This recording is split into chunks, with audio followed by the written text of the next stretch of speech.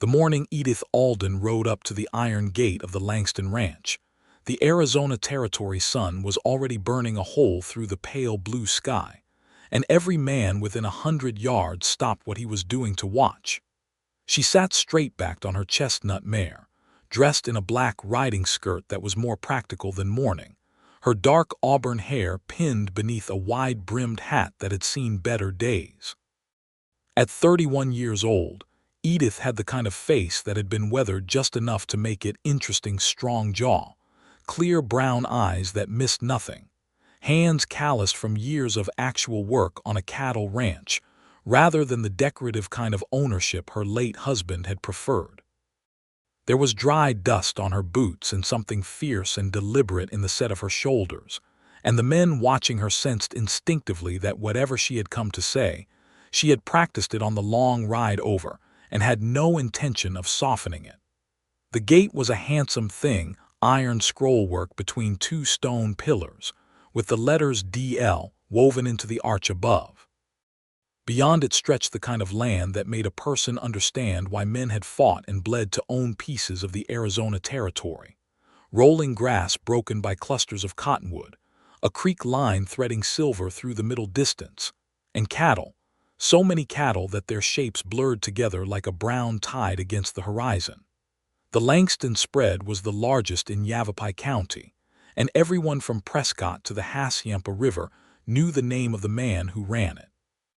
Dexter Langston heard the commotion before he saw its cause.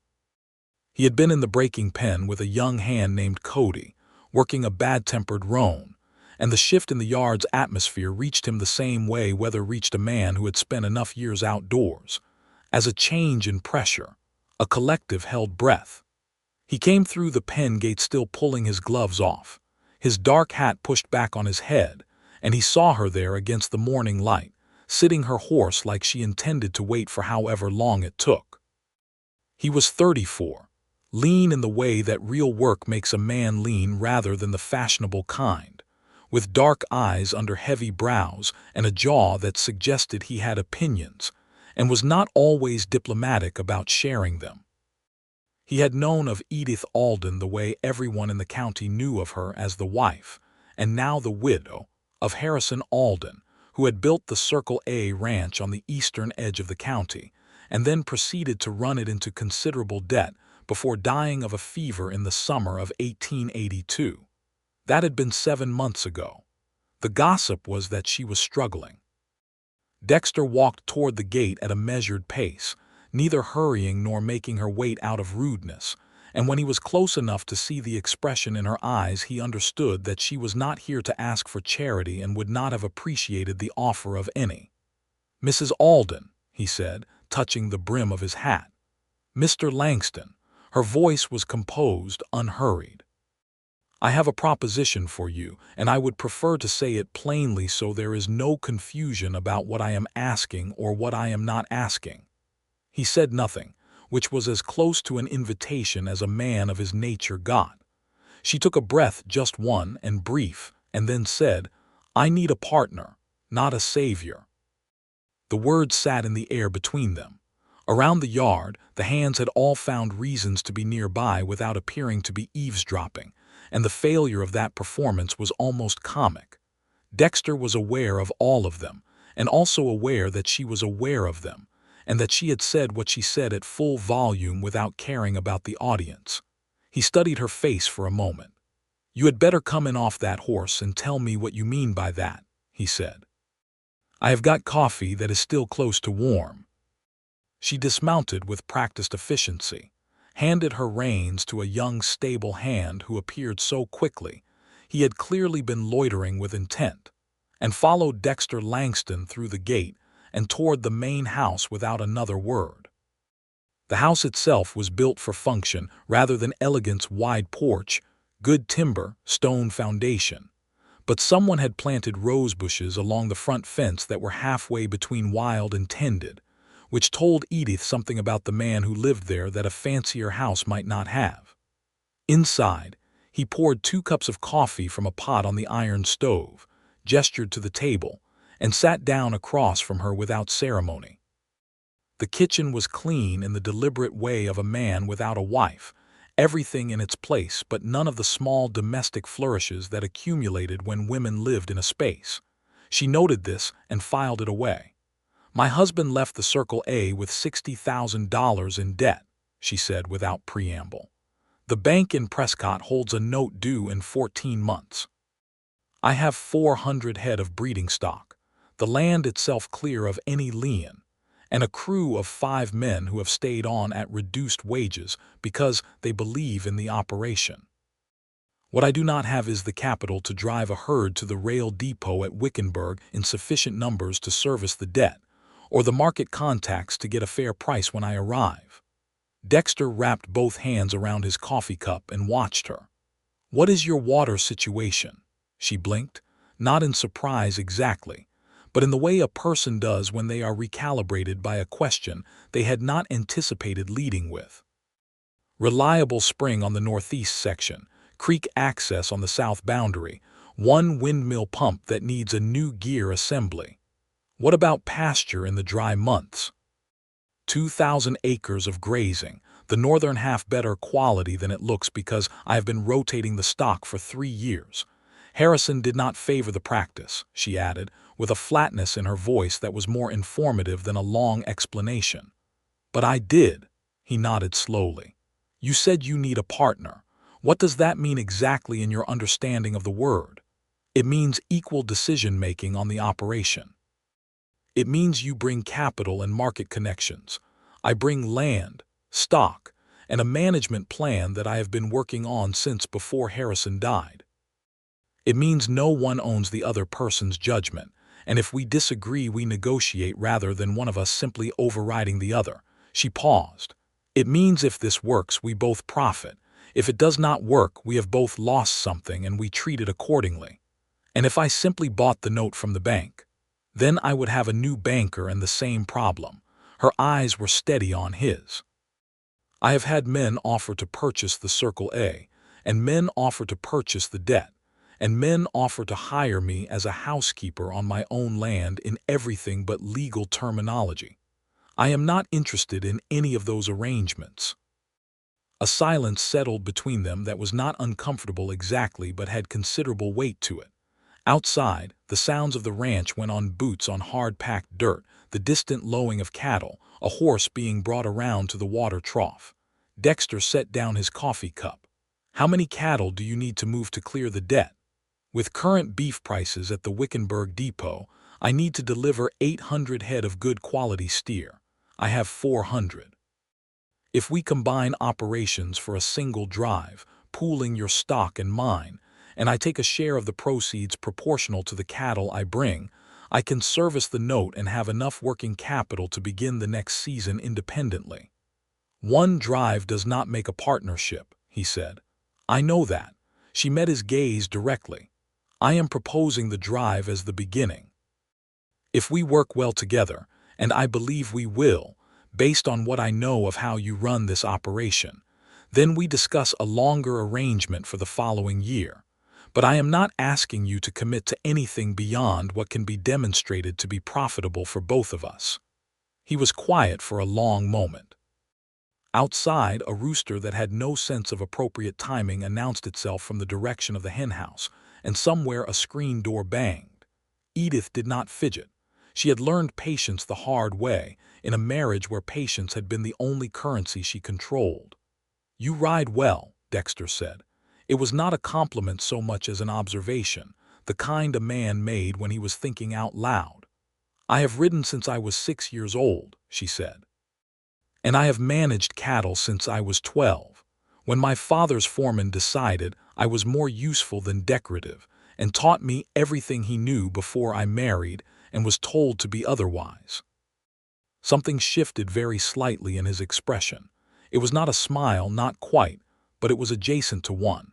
"Your father ran cattle in Texas, near Abilene. He lost the operation in 1871 in a bad winter and a worse business deal, but I had 10 years of learning before that happened." She picked up her coffee cup for the first time and drank from it, and the gesture was oddly humanizing after the precision of everything she had said. Good coffee, she added, with what sounded like genuine surprise. My cook is from New Mexico, Dexter said. He has opinions about coffee. She almost smiled at that. Almost. I am sure he does. He stood up and walked to the window, looking out over the yard. She could see the profile of his face, the strong line of his jaw, the way his eyes moved across his land with the particular expression of a man who had built something and lived with the weight of it every day. He was not handsome in the classical sense, but he was the kind of man that a person kept looking at anyway, for reasons that had less to do with features and more to do with the particular quality of his attention when it turned toward something. I will ride over to the Circle A tomorrow morning, he said, still looking out the window. I want to see the stock and the range for myself. If what you have told me holds up to looking at, we can talk terms. Edith set her cup down and stood. That is reasonable, she said. I will tell my foreman to expect you. Who is your foreman? Archero Reyes. He has been with the Circle A for 6 years. You can trust what he tells you. Dexter turned from the window. In the morning light, he was taller than she had registered when he walked toward the gate, and the look he gave her was not the assessing look men usually directed at her, the one that was calculating her helplessness or her angles, but something more like the look of a man who was trying to understand a thing he found genuinely interesting. Mrs. Alden, he said, I have been approached by 4 different parties in the past 2 years about combining operations in one form or another, and I turned all 4 of them down. I want you to know that before you ride back to your ranch and assume this is a routine conversation for me. She regarded him for a moment. Why did you turn them down? Because 2 of them wanted to be absorbed rather than to work. One of them had grazing practices that would have ruined the South pasture within a decade, and the 4th, a man named Pullman from over near Camp Verde, had the kind of dishonest eyes that I do not enjoy looking at across a business table. And mine? She asked. She did not flinch from the directness of the question. He considered her for a moment. Yours, he said carefully, are the most honest eyes I have seen in a considerable time. She picked up her hat from where she had placed it on the table. I will take that as a reason for cautious optimism, she said. Good morning, Mr. Langston. I will look for you tomorrow. She walked out of his kitchen with the same straight-backed composure with which she had arrived, and Dexter stood at the window and watched her collect her horse from the stable hand, mount without assistance, and ride back through the gate and down the road toward her own land. He stood there longer than was strictly necessary. He would admit to himself later, watching the distant shape of her on the road until the dust settled back down and she was gone. Cody, who was 17 and transparently curious about everything, appeared at the kitchen door with the expression of a person who wants to ask something and hasn't decided if he dare. Back to the roan, Dexter said, without turning around, and Cody disappeared. The ride back to the Circle A took Edith an hour and a half on the back roads, and she spent most of it in the kind of thinking that looks, from the outside, like doing nothing. The conversation had gone the way she had intended, calm, professional, laying out the terms of what she needed without apology or embellishment. She had decided weeks ago that the only approach that had any chance of working with a man like Dexter Langston was honesty and specificity. Men who had built their own operations from the ground up responded to competence the way other people responded to charm. What she had not entirely planned for was the quality of his attention when it was turned toward her. It was not the aggressive attention of men who had come to negotiate, the kind that measured you for weaknesses. It was the careful attention of someone who was genuinely trying to understand. She had not encountered that kind very often. She crested the last ridge, and the Circle A came into view below her, the long barn, the bunkhouse, the main house with its sagging porch step that she had been meaning to repair since March. 400 head of good breeding stock in the South pasture, just visible from this distance as a dark shifting mass. The land itself was beautiful if you knew how to see it. Rolling red rock country with enough grass on the flats to support good grazing, and enough shade from the canyon rims to keep the stock from suffering through July and August. Harrison had not appreciated what he had. That was the simple truth of it, and she was done softening it into something more comfortable to think about. He had been more interested in the prestige of owning a cattle ranch than in the operational reality of running one, and the debt had accumulated in the way that debt accumulates when the person responsible for managing it finds it a bore to think about. He had been 20 years older than her, had seemed a safe and stable choice when she was 22 years old and trying to see a future beyond the wreckage of her father's failure, and had turned out to be a different kind of failure, slower, quieter, and ultimately more expensive. She was not bitter about it the way she had been in the first year of the marriage, or even the third. There had been a point at which the bitterness had simply converted into energy, the way grief converts for some people, and she had taken that energy and put it into the ranch with a single-mindedness that had probably shortened the marriage in the social sense, even if not the legal one. By the time Harrison died, they had been living in the same house and speaking to each other primarily about cattle. She had cried at his funeral, which had surprised her. Not for what the marriage had been, but for what it had not been, and for the particular loneliness of grieving a thing that had never quite existed. Archero was waiting for her at the barn when she rode in, which meant he had seen her coming from a distance, which meant he had been watching for her, which meant he was worried. He was 53 years old, heavyset, with a broad, calm face and the kind of steady eyes that came from decades of managing animals and men through uncertainty. He had been her father's second cowhand once long ago, before circumstances had sent them in different directions, and when she had found him working for a rancher near Prescott 3 years into her marriage, she had hired him away with the particular relief of finding someone she could trust. "Well," he said, taking her horse. "He will come tomorrow to look at the stock," she said. Archero nodded slowly.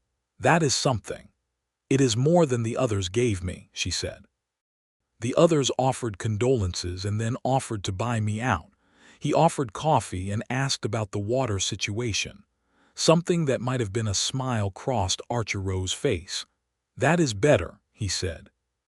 "It is considerably better," she agreed, and went inside to write down everything she had said and everything Dexter Langston had said, while it was still precise in her memory, because she had learned long ago that the details of important conversations had a way of softening at the edges if you did not anchor them quickly. Dexter Langston rode out to the Circle A the next morning with only himself for company, which was characteristic. He had learned early that bringing an entourage to a negotiation communicated the wrong things, either insecurity or intimidation, and he wanted to communicate neither. What he wanted, for the moment, was information. He arrived at 8:30, and Edith Alden was standing on her porch with a cup of coffee, clearly having seen him coming down the road. She had swapped the black riding skirt for practical work trousers and a blue chambray shirt that fit her like she worked in it rather than posed in it, and her hair was in a practical braid rather than pinned up. She looked more herself, he thought, and then wondered how he knew that after a single meeting. "Good morning," she said, coming down the porch steps. "Archero has the south pasture ready for you to ride through. I thought we would start there and work north." "That suits me," he said. The morning's ride was largely businesslike, which he appreciated. She showed him the herd healthy, well-conformed animals, the breeding stock clearly selected with care rather than bulk purchasing, and explained her rotation system with the precise enthusiasm of someone who had thought hard about something and was pleased with how the thinking had worked out. She pointed out the spring, the creek, the windmill that needed the gear replaced, and discussed all of it without the apologetic tone that people sometimes adopted when showing property they were afraid of having judged. Archero Ray's rode with them for the first hour and then peeled off to attend to work, and for the second hour it was just Edith and Dexter moving through the grass at a walking pace while the sun climbed and the cattle moved in their slow, purposeful way around them. "Your north pasture," he said at one point. "You said it looks worse than it is. Show me."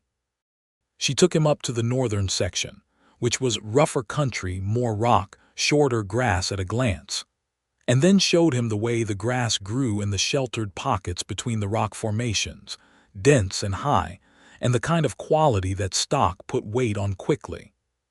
Harrison never looked closely enough to see it, she said simply. He saw rough ground and wrote it off. I spent a season moving cattle through here systematically, and the weight gains told the story. He rode slowly through one of the grass pockets, looking at the ground the way a man looked at something he was revising his opinion of. Grama grass and blue stem, he said. You do not often see blue stem this far west. The canyon walls protect this section from the worst of the summer heat, she said. It holds moisture 3 weeks longer than the open pasture. I did not understand why until Archero explained it to me, but once I understood it, the management became obvious. He looked at her. When did you start thinking about combining the northern pasture into the drive plan? When I sat down with the numbers in November, she said.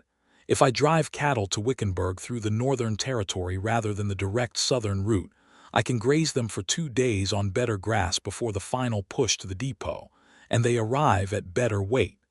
The premium on weight-conditioned beef is significant enough to change the calculus of the whole drive. He was quiet for a moment. A hawk traced a long, slow circle above them, riding a thermal between the canyon walls. The light was clean and hard and very western, the kind of light that made everything look slightly more real than it was. You have done a great deal of thinking, he said. I have had a great deal of time, she said, with a slight edge to it that told him something about what those months had been like. Not complaining, she was not a person who complained in the conventional sense, but acknowledging that the time had not been easy. He nodded. All right, he said. I would like to sit down with your numbers this afternoon, if you are willing. Not to inspect them, but to look at them alongside mine and see where they fit. She turned her horse to look at him directly. You are seriously considering this. I told you I would come and look, he said. I do not say things I do not mean. No, she said slowly. I did not think you did. She turned her horse back toward the barn. Come on then, I have the ledgers at the house. They spent the afternoon at the kitchen table with the ledgers spread between them, and Dexter Langston proved to be the kind of man who read numbers with the same quality of attention he gave to land methodically, without shortcuts, arriving at conclusions by working through all the steps rather than jumping. He asked questions that were good questions, the kind that came from genuine understanding rather than from looking for weaknesses. She answered them with the same directness. By the time the sun was slanting long through the kitchen windows, they had a framework. 850 head combined, her 400, the rest from his western herd, moving to Wickenburg on the route she had mapped.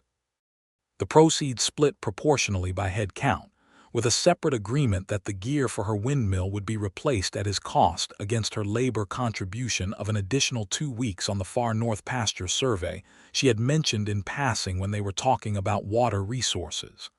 The windmill gear is $22, he said. Your survey work is worth considerably more than $22. I am aware of that, she said. But it gets my pump working before the summer heat, which solves an immediate problem, and the survey work I want to do anyway because it is useful to me. It is not charity in either direction. He looked at her across the ledgers. There was a smear of ink on her left hand from where she had been making notes throughout the afternoon, and she had pushed her sleeves up at some point while they were working, and the whole of the afternoon had had the quality of working alongside someone who worked the way you worked, which was a sensation that Dexter had not experienced in a very long time and could not quite name in the moment. No, he agreed. It is not charity in either direction. He gathered the pages he had been referencing and stacked them neatly. I would like my lawyer in Prescott to draft the formal agreement. I will have it to you by the end of the week. That is acceptable, she said. She paused. Mr. Langston, I want to say something else and I want it understood. Say it. I know what people will say about this arrangement, she said evenly. They will say that I am running to a man to be rescued, or they will say that you are acquiring the Circle A through the side door. I want you to know that I intend to behave in a way that makes neither of those things true, and I expect the same from you." He looked at her steadily. "Mrs. Alden," he said, "people say all manner of things about all manner of arrangements in this county.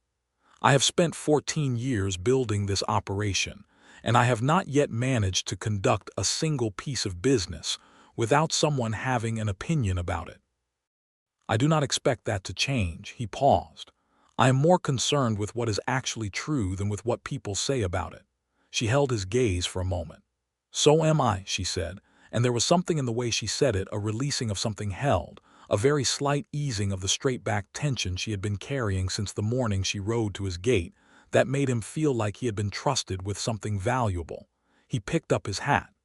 "I will send the papers by Friday," he said. "In the meantime, you might want to talk to your men about the drive timeline. We will need to move in 6 weeks if we want to catch the spring market pricing." "My men will be ready," she said. He walked out into the evening light, mounted his horse, and rode back toward the Langston spread, and Edith stood on her porch and watched him go with her coffee getting cold in her hand, thinking about the afternoon in the way that you thought about an afternoon that had gone better than you had let yourself hope. The papers arrived on Thursday, not Friday, which told her something. She read them carefully.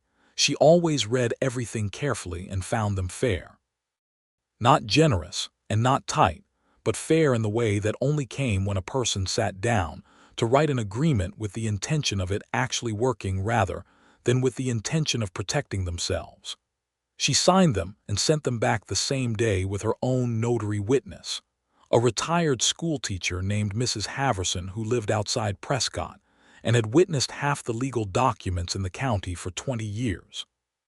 The next 6 weeks were the most productive Edith had experienced since arriving at the Circle A, and also the most exhausting, and occasionally the most infuriating, and once or twice, just once or twice, in moments she was too busy to fully acknowledge, the most unexpectedly pleasant. The two operations required significant coordination in the weeks before the drive. Dexter sent 3 of his cowhands over to work alongside Edith's crew for the preliminary gather and sorting, which meant that her small ranch suddenly had 8 working cowboys instead of 5, which meant logistics, which meant Edith was up before dawn most mornings, managing the kind of practical complexity that she actually loved in the way other women were said to love music or embroidery. Dexter himself came over 3 times in the first 2 weeks on matters that required direct conversation, the drive route, a question about 2 of his cattle that had wandered the boundary and been found in her north pasture, and a 3rd time on a pretense that both of them recognized as a pretense, though neither acknowledged it out loud. That 3rd time he arrived at midday, ostensibly to look at the windmill gear that had just been installed by his ranch mechanic that morning, and ended up staying for the better part of the afternoon while they rode the northern survey she had mentioned. He listened when she talked, which she was still adjusting to. Harrison had not listened. Most men she had dealt with in business listened only until they had decided they already knew what she was going to say, and then they began composing their response. Dexter listened the way Archero listened, all the way to the end, with his attention actually engaged, and then he thought before he spoke. He was not always agreeable when he spoke. He had pushed back on 2 elements of her drive plan with specific objections that turned out, when she examined them, to be well-founded, and they had revised the plan accordingly, and the revision was better for it. She told Archero, one evening after supper, that Dexter Langston was a reasonable man. Archero looked at her with the expression of a man who was saying a great deal more than the words he actually said, which was typical of him. "Reasonable," he repeated. "In business," she said firmly. "Of course," he agreed, in a tone that agreed with nothing. The drive itself began on a clear morning in April 1883, when the Arizona Territory was at its most forgiving warm days, cool nights, grass in good condition from the winter rains. 863 head of combined cattle moved out of the Circle A's south pasture at dawn, driven by 8 cowhands and managed from horseback by Dexter on the left flank and Edith on the right, with Archero running point and Cody, who had been given his first real drive assignment and was nearly vibrating with the importance of it, keeping the drag with an older hand named Walt. Edith had been on cattle drives before, though none as large as this. She had ridden drives with her father when she was a girl, before everything went wrong, and those memories had a quality of brightness to them that the intervening decades had not dimmed. There was something about the rhythmic, purposeful movement of large animals across open country, about the particular sounds and smells, and the way the whole enterprise organized itself around a simple, clear goal, that cut through the noise of ordinary life and left a person feeling unexpectedly clear. She was aware of Dexter across the width of the herd throughout the day, the way you were aware of another competent person in a shared operation, not anxiously, but with a background attention that was partly professional and partly something else that she was not yet quite ready to examine directly.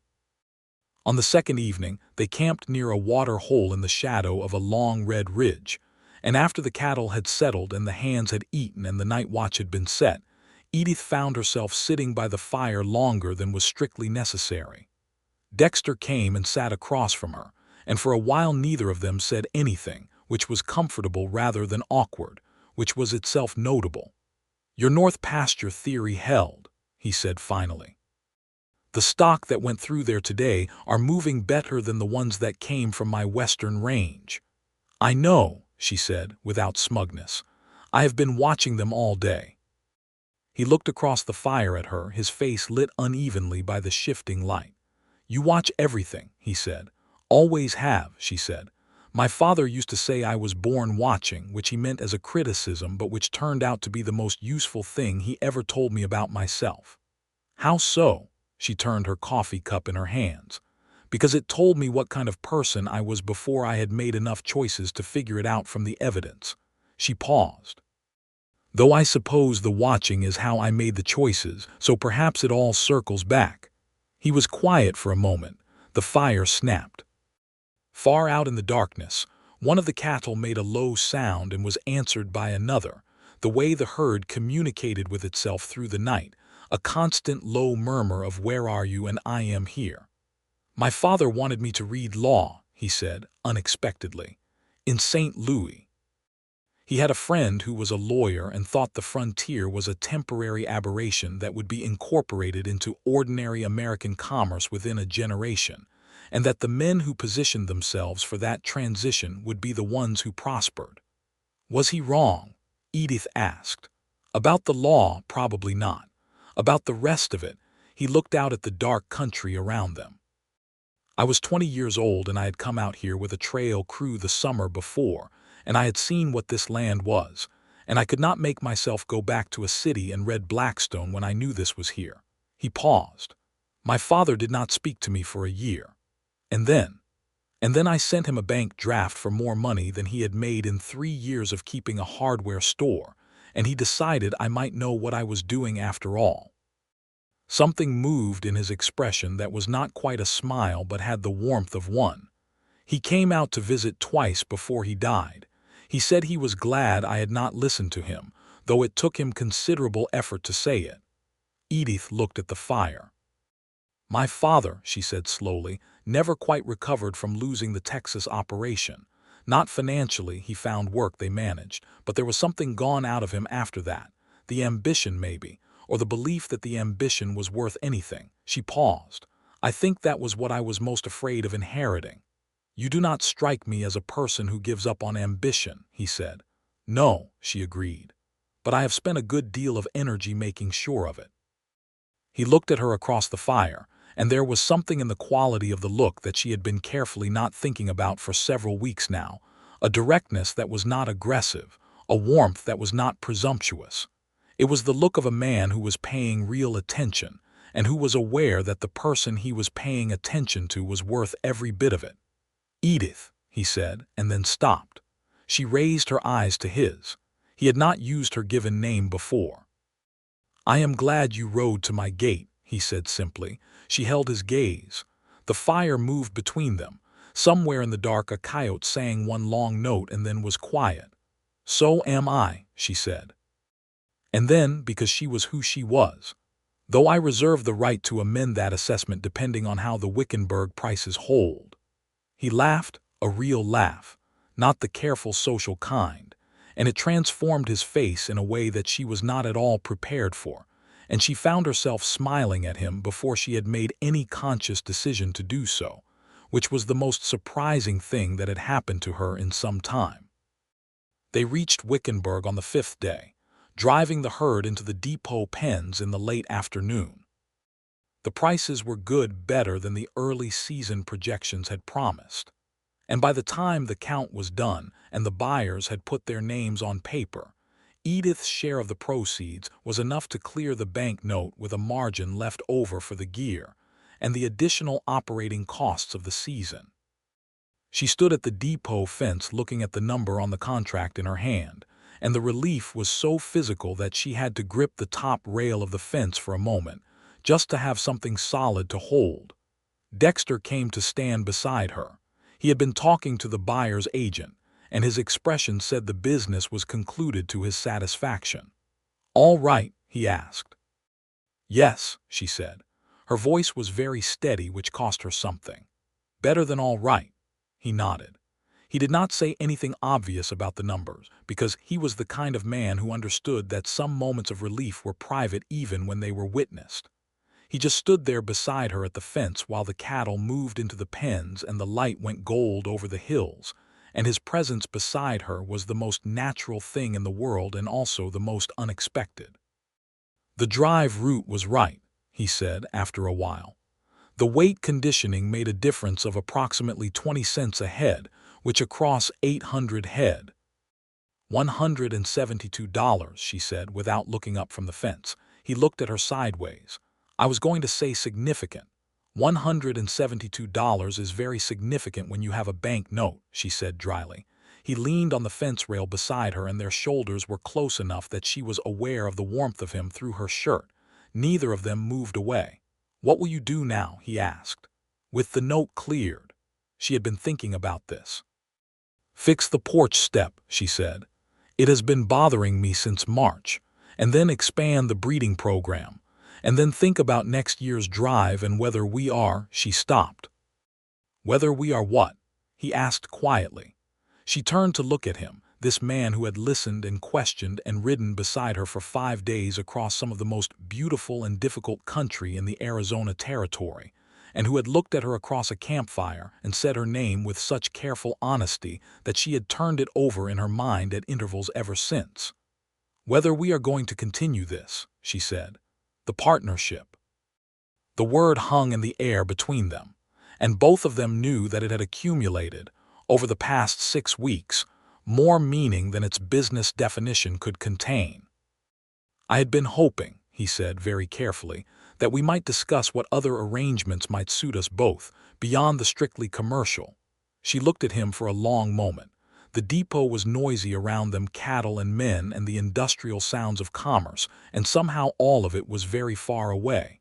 "I am still not interested in being saved," she said. "I know that," he said. "I am not interested in saving you.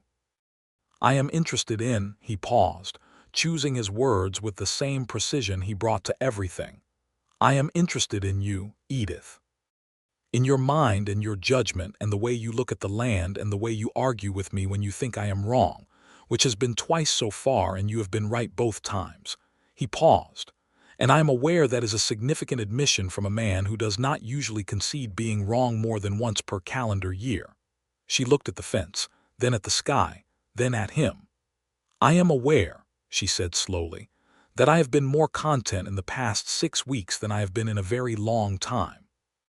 I am also aware that contentment is not an infallible guide, and that I have made at least one very significant decision based on a version of it that turned out to be mistaken."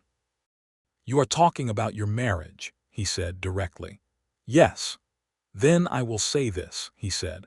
"I have no interest in an arrangement that does not suit us both completely, and I have no interest in a relationship that looks like ownership rather than partnership, which I believe is a word you have already established you understand the meaning of." He met her eyes. "I am 34 years old, and I have not once in that time found myself wanting to have this conversation with another person, which I think you should take as the significance it represents." She was quiet for a long moment. The sun was moving toward the horizon, painting the western hills in colors that had no names exact enough to do them justice. "I think," she said finally, "that we should take this the way we took the business, carefully and with clear terms and with the full expectation of revising if the evidence suggests revision." "That is eminently reasonable," he said. "And I think," she continued, "that you should come to dinner at the Circle A on Sunday and we should see how that goes." Something in his face did what the campfire laugh had done, and it did something corresponding in her chest that she was going to have to sit with for a while before she understood it fully. "Sunday," he said. "Yes." They rode back to their respective ranches the following day with their crews, and the hands on both sides were perceptive enough to register the change in atmosphere, without being foolish enough to comment on it within earshot of either party. Cody, who was young enough to be obvious about these things, said to Walt during the ride back that he figured something had happened in Wickenburg. And Walt, who had 40 years of ranching experience and the philosophical perspective that came with it, said that sometimes something happens, and that was generally how things went, and left it at that. Edith spent Saturday fixing the porch step, which she did herself with a hammer, a pry bar, and a new length of timber from the barn, and Archero watched her do it from the bunkhouse porch without offering to help, because he knew her well enough to know that she was not doing it because she needed it done so much as because the doing of it meant something to her about the state of things. Sunday arrived with the particular clarity of early Arizona spring, a sky so blue it seemed painted, the scrub and grass coming in vivid green from the winter rains, the whole world in the process of being emphatic about itself. Edith roasted a chicken, made biscuits from a recipe her mother had given her before everything went wrong in Texas, and set the table properly for the first time since Harrison's funeral, which she chose to interpret as a new beginning rather than a comparison. Dexter arrived at noon on the dot, which told her about punctuality, and also about the fact that he had thought about the timing. He brought a jar of honey from his cook, which was the right thing to bring and not too much of it. He sat at her table and ate her food and talked to her about the summer grazing plan and the territory's new railroad access, and a book he was reading about irrigation techniques in the California valleys. And she talked back, and they argued amiably about two things and agreed wholeheartedly on a third. And by the time the dishes were cleared and they were sitting on the repaired porch with coffee, the afternoon had acquired the quality of something that was going to matter for a long time. "The step looks good," he said, looking at the new timber. "I did it myself," she said. "I know." He sipped his coffee. "Did you think about whether to ask anyone to help you?" she considered. "No," she said honestly, "it did not occur to me. That is what I thought." He said it without judgment but with something, a thoughtfulness, a quality of attention to what she was telling him without words. "You are very accustomed to not asking for help." "I have had reason to be." "Yes." He looked at her sideways. "I am not saying it is wrong. I am saying it is a pattern I have noticed, and I think it is worth both of us noticing it, so that, when I might actually be useful to you in ways that are not strictly commercial, you do not automatically reach for the hammer." She turned to look at him. He was entirely serious and also entirely without condescension about it, and that combination was sufficiently unusual that she needed a moment to respond to it properly. "Are you saying that you want to be useful to me?" she asked. "I am saying I would like the opportunity to be, yes." He met her eyes. "In the way that partners are useful to each other, mutually." She looked at him for a long time in the afternoon light, this careful, direct, unexpectedly warm man who had read her numbers and listened to her plans and ridden beside her for 5 days, and told her across a campfire that he was glad she had come to his gate. "All right," she said. "I will try to remember that the hammer is not always the only option. That is all I am asking," he said, and smiled at her, and this time she did not look away from it. The summer that followed was the best and also the most instructive of Edith's life at the Circle A. The formal business partnership held, and prospered Dexter's market contacts got them positioned early for the fall cattle prices, and the combined operations efficiency improved measurably in both directions. He sent over a hand named Jorge to help with the fencing on the north boundary, and she spent 3 days at the Langston spread in July helping redesign the water routing from his main spring, which had been losing substantial flow to evaporation through a badly designed channel. What was less formal and considerably harder to put into ledger terms was the thing that grew between them through that summer in the way that desert plants grew, slowly, with deep roots working their way into hard ground, and then suddenly, all at once, flowering in a way that made you wonder how the whole abundance had been hiding in what looked like almost nothing.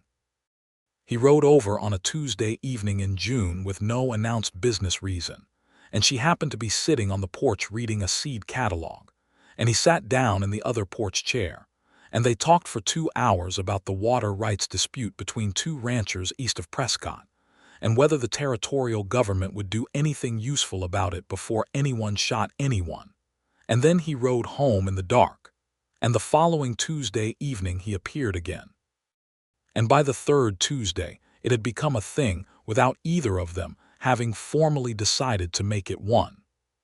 He started leaving his hat on her porch rail when he arrived, which was unconscious, and she noticed when she stopped noticing it, which was the real moment. In July, he asked her to come to a dance in Prescott, the midsummer social at the courthouse square that everyone in the county attended, and that generated enough gossip to fuel conversations through the following winter. She said yes without deliberating, which surprised her, and wore the green dress that she had not worn since before Harrison died, because it was not suitable for mourning, and which she had kept because the color suited her, and she was not a person who gave up useful things. He danced well, which should not have surprised her but did slightly, and he was entirely unself-conscious about it in the way of a man who danced because he enjoyed it rather than because he was performing. He held her in the right way, close enough to dance properly, not so close as to make statements neither of them had yet made in words. He talked to the other ranchers in the room with the natural authority of someone whose respect in the community was long established, and he introduced her as his partner in the cattle operation with a matter-of-fact directness that short-circuited the gossip rather than feeding it, which was a very subtle social skill that she noticed and filed away.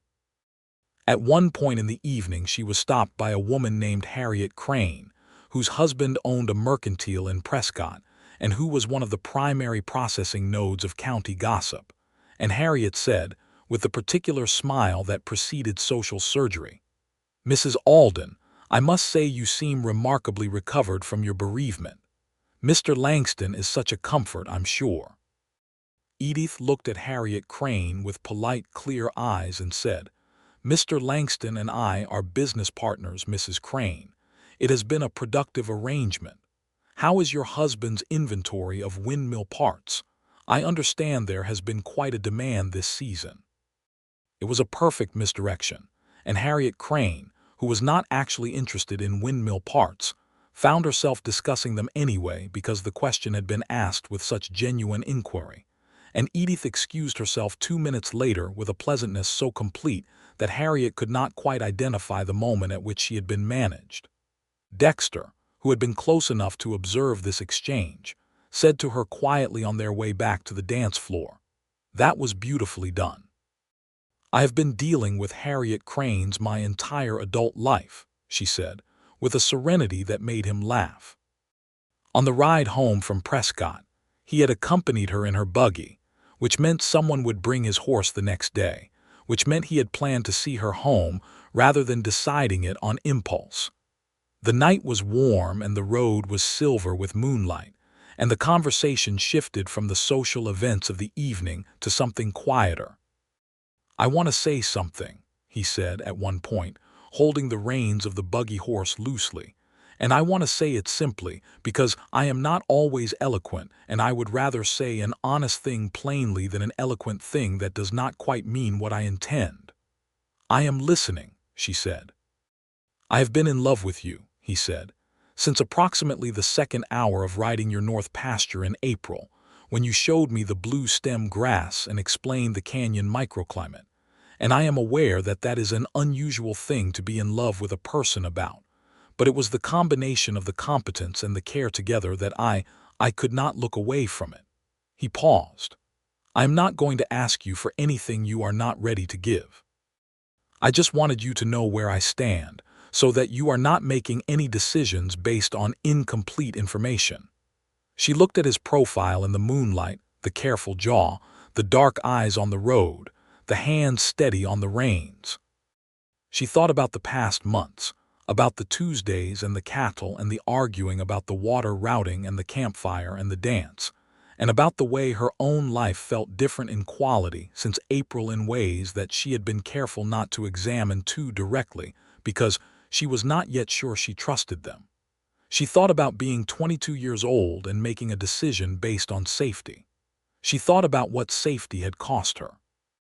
"Dexter," she said, and his name in her mouth was different from how it had been in the ledger conversations or even the campfire conversation, and he turned to look at her. "I am not as far behind you as you may think," she said. He looked at her for a long moment, the moonlight between them, the horse moving quietly on the road. Then he reached across and took her hand, and she let him hold it, and neither of them said anything for the rest of the drive home, because there was nothing that needed saying. She stood on her repaired porch step and watched the buggy lights move back down the road toward his ranch, and the night was very quiet and very large and entirely possible. Things moved in the way of things that had been growing underground for a season, quickly, once the roots were established. He began staying for dinner on the Tuesdays, and then for a walk around the south pasture after dinner, and then sitting on the porch until the stars came full out, talking in the way they talked, which was about everything and nothing particular, and all of it the same conversation continued. He brought her a book about the high desert grasslands that she had mentioned wanting to read and could not find in the Prescott bookshop, which he had ordered from a bookseller in San Francisco, which meant he had thought of it weeks before and made arrangements, which meant something about how she lived in his attention. She finished it in 4 days and left her notes in the margins, because she was a person who had conversations with books, and then she found herself wondering whether to lend it to him, because the margin notes were personal, and then she lent it to him anyway, because honesty had always served her better than caution. He read it, the whole thing, margin notes and all, and came back on Thursday instead of Tuesday, which was irregular, to tell her that her note on page 47 about the relationship between root density and drought resistance was correct, and that the south pasture evidence supported it, and also that her note on page 103, which said simply, "This is the most sensible thing I have read in years about the way land works," had made him feel something he could not precisely put into words, except that it had to do with the fact that she was the most completely herself of anyone he had ever known. She kissed him on the porch in the early August evening, with the heat of the day finally lifting and the smell of the range coming in on the light wind. It was not impulsive.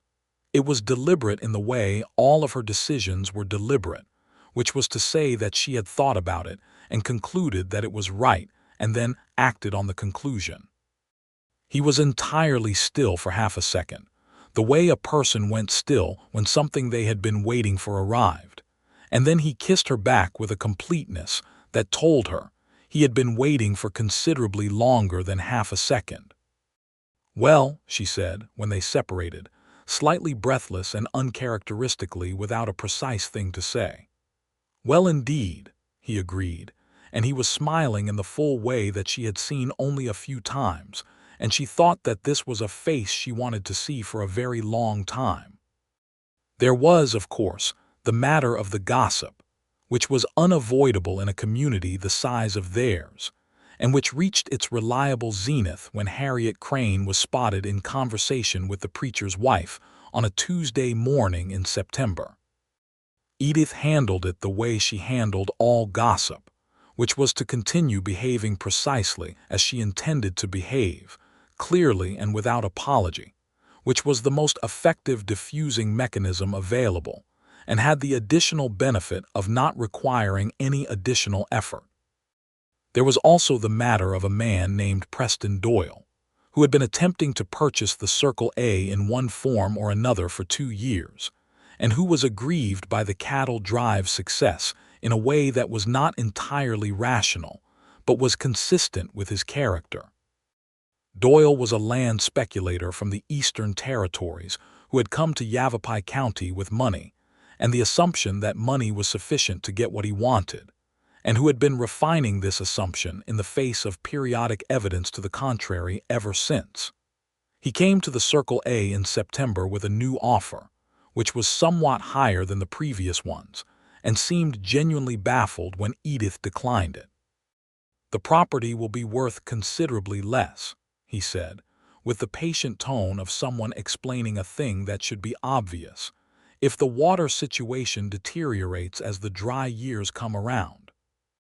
"The water situation," Edith said, with equal patience, "is more secure than it was 18 months ago, thanks to specific improvements that have been made to the routing and to the north pasture management. I am not selling, Mr. Doyle. I am not entertaining offers, and I would ask you not to visit again on this subject." Doyle looked at her with the expression of a man who was considering several responses and discarding them one by one. "I had heard," he said, with the particular tone of someone deploying information, "that you and Langston are associated. I want you to know that any agreement between your operations is only as durable as his interest, and Mr. Doyle," Edith said, and her voice was absolutely level, "you came here to discuss a business proposition, and I have given you my answer. If you continue this conversation into territory that I do not find acceptable, I will ask Archero to show you out, and our next exchange will be through attorneys. Do we understand each other?" He left. He did not come back. She told Dexter about it that evening, briefly and without drama, because it was relevant information, and she did not have secrets from him about things that touched the ranch. He listened, and his jaw did the thing it did when he was containing a stronger reaction than the one he expressed, and he said, "Do you want me to speak to him?" "No," she said. "I spoke to him. It is handled." He looked at her. "Of course it is," he said, and there was so much in those 4 words, respect and admiration, and also a kind of wonder at her, the particular wonder of a man who was still, months in, being surprised by the person he was in love with, and finding the surprise entirely good. In October, with the fall work well underway, and the second year of the partnership taking shape in the planning discussions they had begun having over Sunday dinners at alternating houses, Dexter asked her to marry him. He did it on the porch of the Circle A, on a cool evening with the smell of autumn coming off the high country and the stars very bright, and he did it in the way he did everything important, directly, without performance, but with enough care in the choosing of words that she understood what the words cost him. "I want to be clear," he said, "that this is not a business proposal, though I am aware that the boundary between the business and everything else has become thoroughly unclear at this point, and I consider that a feature rather than a problem." He took her hands in both of his. "I want to marry you because you are the most remarkable person I have met in my life, and because every day that I am in your company I understand something about the world that I did not understand the day before, and because the idea of being your partner in all things," he paused. "In all things," he said again, with emphasis that needed no explanation, "is the thing I want most." She looked at him for a long time. The evening was very quiet. "Will you require me to give up the Circle A?" she asked. "Never," he said immediately without a pause. "It is yours, it will remain yours. And the decisions about the combined operation jointly made," he said, "as they have always been. Nothing changes in that regard." "Then yes," she said with a simplicity that matched his. "Yes, Dexter, I will marry you." He kissed her with the contained but entirely genuine emotion of a man who had been carefully about this for a very long time, and she held on to his lapels and kissed him back with all the deliberate certainty of a woman who had decided something and meant it completely. They were married in December 1883 in a simple ceremony at the Territorial Courthouse in Prescott, with Archero Ray's and Dexter's ranch manager Ben Hollies as witnesses, and a small celebration afterward at the Circle A with the crews of both ranches. Edith wore a dress of deep blue wool that she had made herself in October, working on it in the evenings by lamplight. Dexter wore his good suit and his clean hat and looked, Archero said later to Jorge with quiet satisfaction, like a man who had made the best decision of his life. The question of where to live was one they had discussed practically and settled practically. They would split time between both ranches as the work required, which was most of the year both places anyway, and they would build a shared office at the Circle A where the combined ledgers could be managed, since the Circle A sat geographically between the two operations and the location made logistical sense. Edith's main house became their primary residence, which Dexter moved into with the particular ease of a man who had no excessive attachment to his furniture, and they spent a weekend in January reorganizing the bookshelves, which led to the discovery that they had ordered the same book about California irrigation from the same San Francisco bookseller in the same month, which made her laugh in the way she laughed when something was both funny and perfectly apt. Spring 1884 brought the planning for the second combined drive, and this one was larger than the first. The breeding program had produced well, both operations had added stock, and the market looked favorable if the drive timing was right. They planned it together over the kitchen table and argued productively about the route and agreed readily about the timeline, and presented the plan to their combined crew at a meeting in March. That was the first of its kind, hands from both outfits together in the same room, being addressed by both partners, and the order of that address was deliberate and uncontested. Archero watched it and felt something that took him a moment to identify as the particular satisfaction of seeing a thing done right. Edith discovered, in April, that she was pregnant. She sat with this information for 2 days before telling Dexter, not from uncertainty about telling him, but because she wanted to understand her own response to it first, which was her characteristic approach to important things. Her response, she found on examination, was a complicated happiness. The practical concerns present but not overwhelming, the emotional reality of it large and unfamiliar, and underneath the unfamiliarity, deeply welcome in a way she had not anticipated with such force.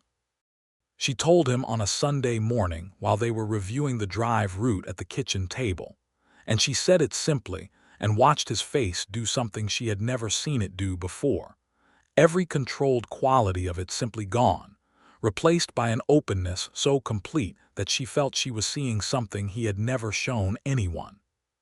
He came around the table to her and held her face in his hands, looking at her with those dark, careful eyes that had been looking at her honestly since the first morning at the gate, and said, "Are you all right?"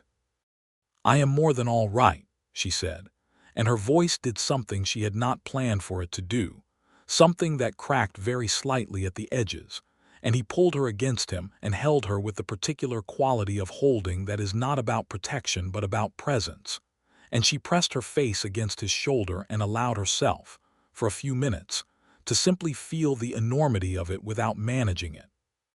The drive that summer went well, one of the best they had done, with the prices at the depot holding strong through the second week, and the combined herd arriving in excellent condition.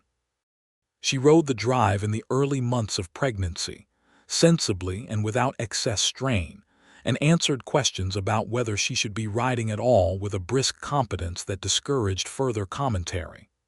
A son was born in November 1884, healthy and loudly opinionated from the first hour, which Edith said was genetic and Dexter declined to argue about. They named him Thomas James Langston, the James for Edith's father, who had died in 1879, but who had given her the love of cattle and the habit of watching, and the Thomas because they both simply liked it and agreed on it in the same moment without discussion, which had become a pattern that still surprised and delighted them both. Thomas was a large, vigorous, interested baby who grew into a large, vigorous, interested toddler, and the Circle A absorbed his presence the way the land absorbed rain completely, as if it had always been preparing for this. Archero, who had no children of his own, became his unofficial secondary guardian with a matter-of-fact devotion that neither Edith nor Dexter commented on directly because they knew it was private, but both of them appreciated deeply. Cody, who was now 19 and had become a solid and reliable hand on the combined operation, taught Thomas to name his first horse at the age of 2, which was too young for such things. But Thomas had a very clear view of what he wanted, and the name he chose, Mr., was applied to a patient bay gelding who bore it with appropriate dignity. The years settled into shape around them the way the best years do, not without difficulty, because the cattle business in the Arizona Territory in the 1880s was full of difficulty, with the weather and the markets and the ongoing negotiations with the territorial government about water rights and grazing access, and a dozen other things that required constant attention, but with a quality of forward movement and mutual endeavor that made the difficulties into problems rather than catastrophes.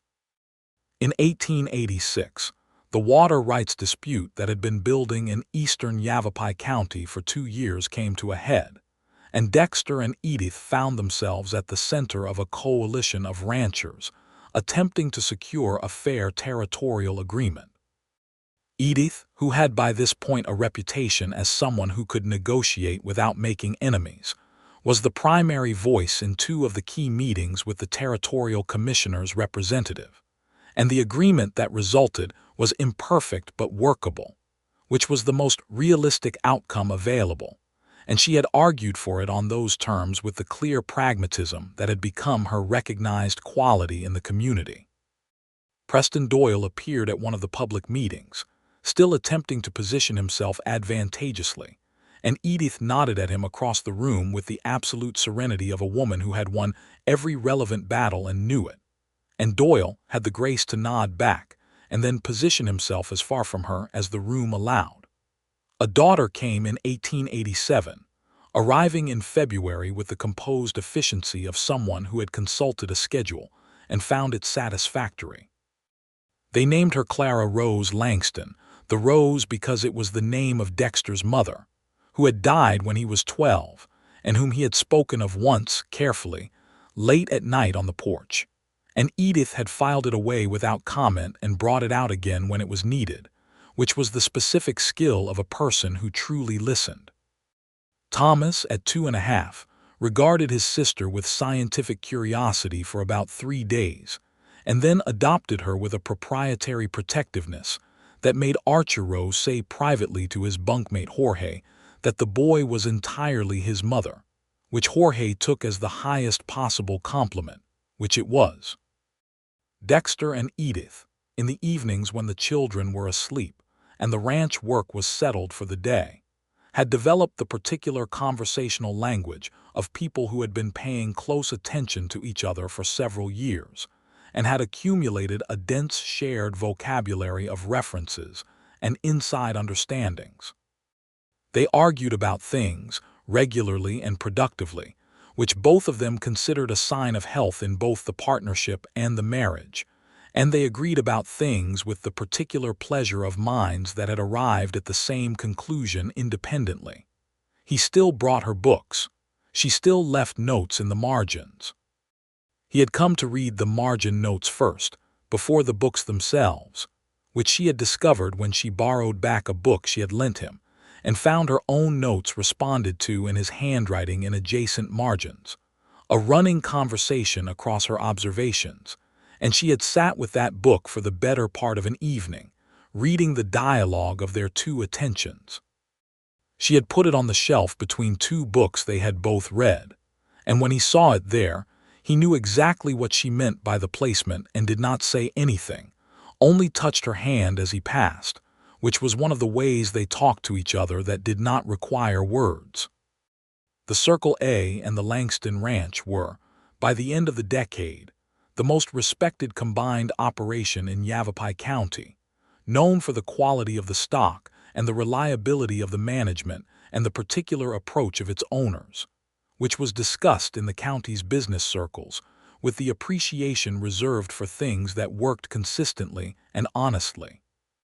Archero retired in 1889, at 60 years old, and Edith built him a small house at the north end of the Circle A property, near the spring, and he spent his days doing exactly as much work as he wanted to and no more, and watching Thomas and Clara grow up on the land that he had helped save, and was satisfied in the deep and quiet way of a man who has given his best to something that deserved it.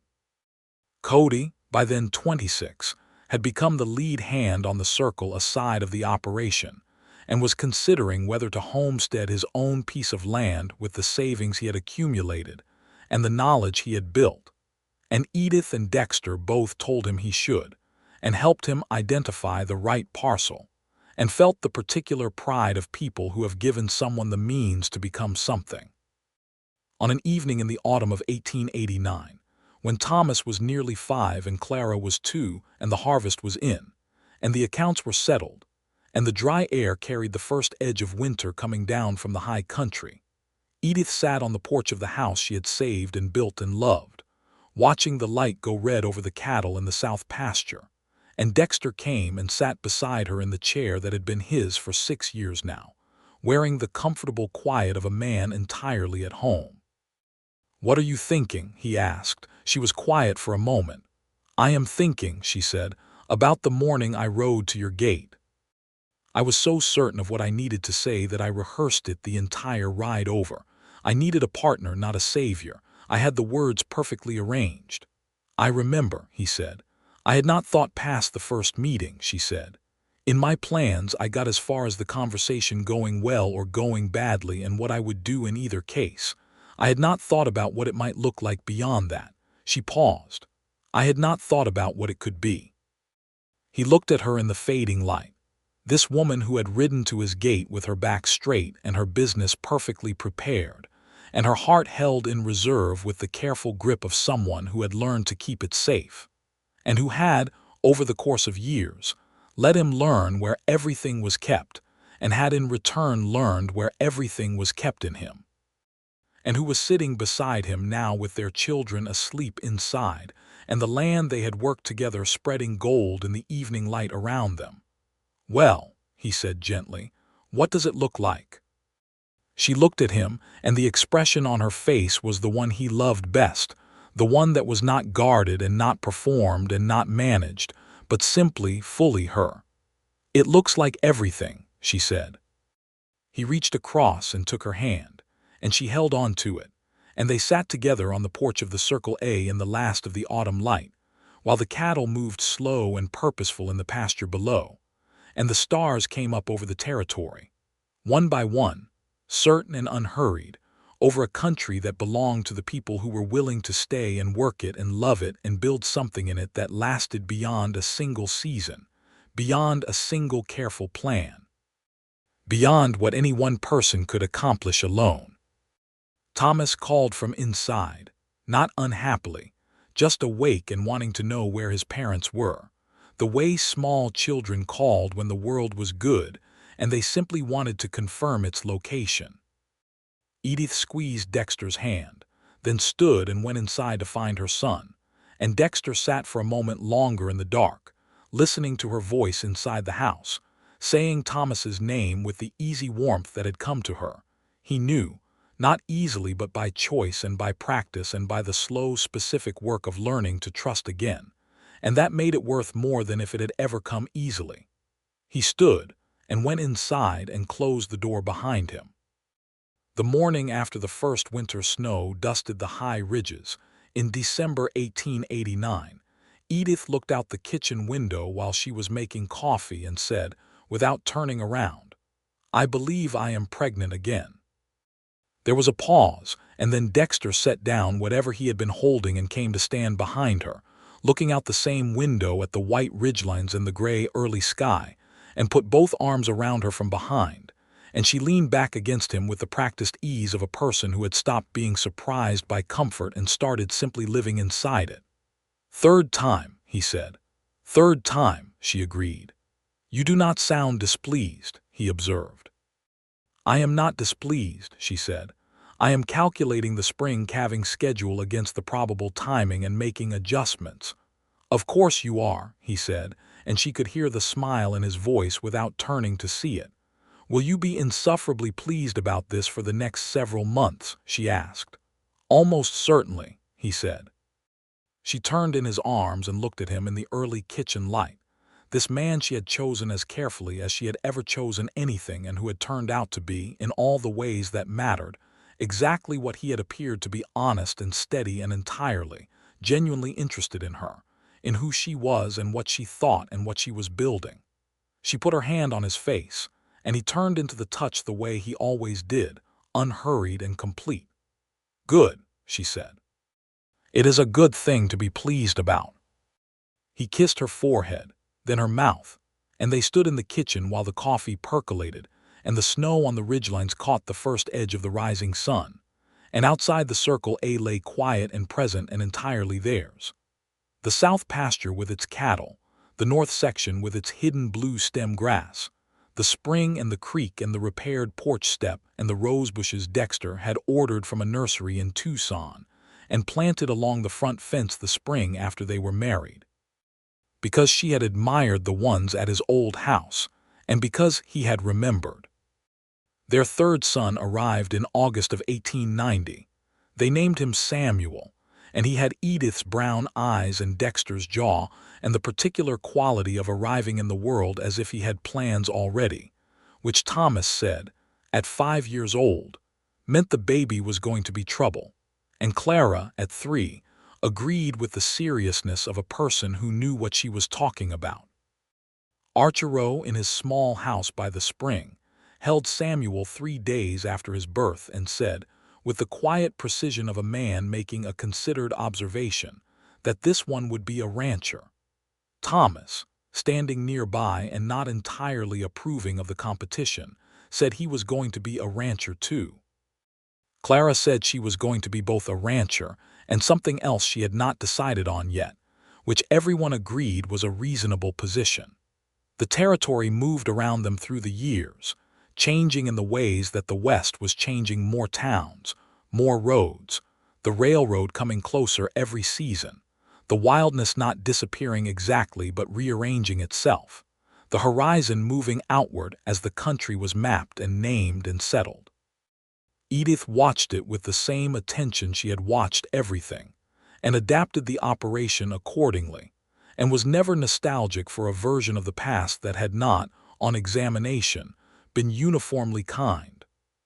What she was, at 38 years old, standing on the porch of the house she owned with the man she loved, while the summer evening brought up the smell of hay and cattle and dry grass, and the particular incense of the Arizona scrub in heat.